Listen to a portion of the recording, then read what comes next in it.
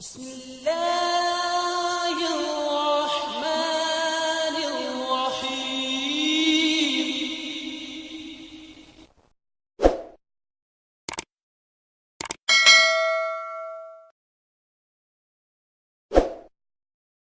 آخر پر میں سیدنا حضرت اقدس مسیح موعود علیہ السلام کا ایک اقتباس آپ کی خدمت میں پیش کرتا ہوں،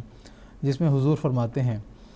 یہ بات بغیر کسی بحث کے قبول کرنے کے لائق ہے کہ وہ سچا اور کامل خدا جس پر ایمان لانا ہر ایک بندے کا فرض ہے، وہ رب العالمین ہے، اور اس کی ربوبیت کسی خاص قوم تک محدود نہیں، اور نہ کسی خاص زمانے تک،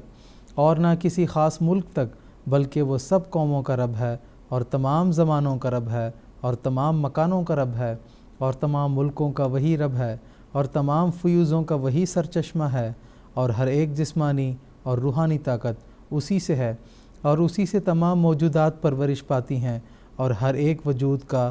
وہی سہارا ہے۔